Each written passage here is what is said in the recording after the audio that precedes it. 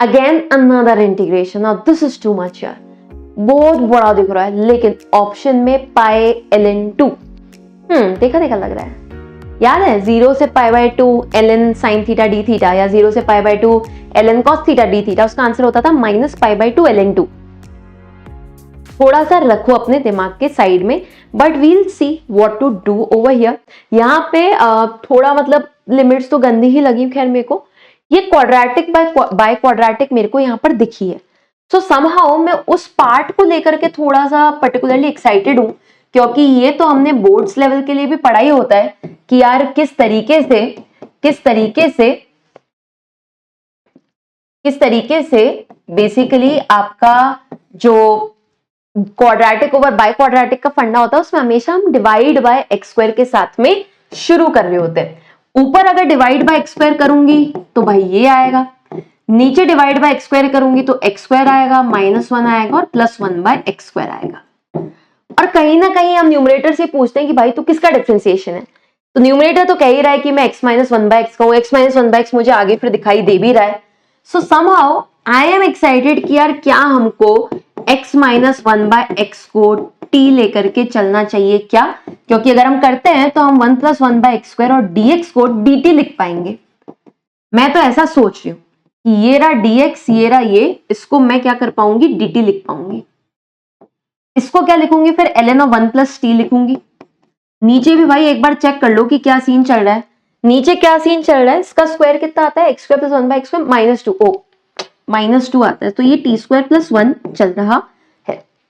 यहां तक तो अपन आते हैं। Okay, very very important, limits मैंने अभी तक रिवाइज नहीं करी तो कर लेते हैं। x का वैल्यू जब 1 था तो 1 - 1 0 हो गया ये, ठीक है।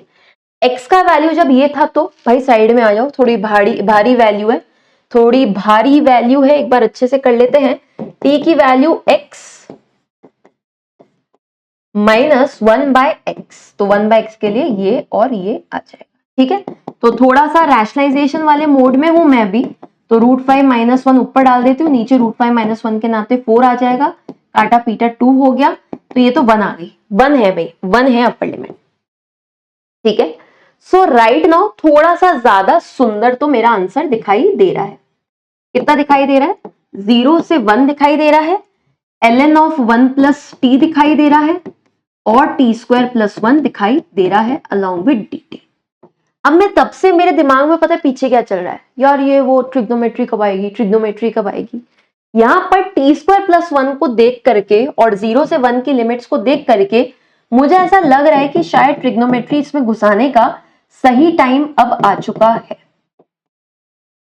ठीक है। तो एक के बाद में एक आपके जो इसके अंदर थॉट्स हैं वो आते रहेंगे। 1 + tan थीटा, dt की जगह लिख दो आप sec² theta d theta, denominator के अंदर में डाल दो sec² थीटा, अच्छा sec² थीटा तो गया भैया, ठीक है, बढ़िया बात है। लिमिट्स, जब t का वैल्यू 0 था तो थीटा 0 होगा, जब t का वैल्यू 1 था तो थीटा π/4 होगा, ठीक है। तो ठीक है, ट्रिग्नोमेट्री घुस गई है, अब मैं खुश तो हूं। ln of 1 + tan theta type की चीज यहां पर मेरे को दिखाई दे रही है। This is my answer right now. अब अलग परेशानी क्या, अब मैं सोच रही हूँ कि यार ln sin थीटा तो आया नहीं, ln cos थीटा भी नहीं आया, अब ये आ गया, अब इसको कैसे करूं। जब ना समझ में आए तो या तो भाई आप आ जाओ साइन और कॉस के अंदर में, फिर भी ना समझ में आया, कुछ और सोच रहे हो तो एक बार किंग लगा करके देख लो, मेरी दो ही बातें मुझे समझ में आती है भाई, ठीक है। सो एक काम करते हैं, इसको मैं आई का नाम दे देती हूँ, है ना, कि हम भाई आई निकाल रहे हैं। एक बार मैं किंग लगा करके देख लेती हूँ, लेट्स सी व्हाट हैपेंस। तो थीटा को मैं रिप्लेस करना चाहूंगी 0 + π/4 - थीटा के साथ में। तो आफ्टर किंग क्या हाल होंगे, लिमिट्स तो चेंज होती नहीं है, डी थीटा तो चेंज होता नहीं है, ln तो ln ही रहेगा, 1 प्लस तो रहेगा ही, tan रहेगा, हाँ थीटा की जगह π/4 - थीटा लगा देना है। तो 0 से π/4 ln of 1 + 1 - tan theta upon 1 + tan theta. भाई भाई भाई भाई भाई कैंसिलेशंस हो रहे हैं, सब ध्यान से देखना।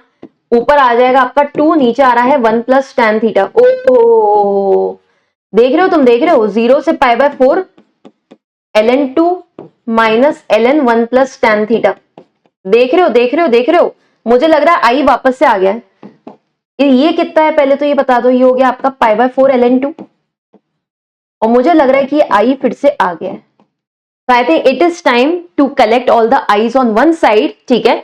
और यहाँ पे हम क्या बोल सकते हैं कि यार अगर i का वैल्यू π/4 ln2 माइनस i के बराबर आ रहा था तो इसको इधर ले आओ। 2i का वैल्यू π/4 ln2 के बराबर आ रहा था, i का वैल्यू π/8 ln2 के बराबर आ रहा था, ठीक है।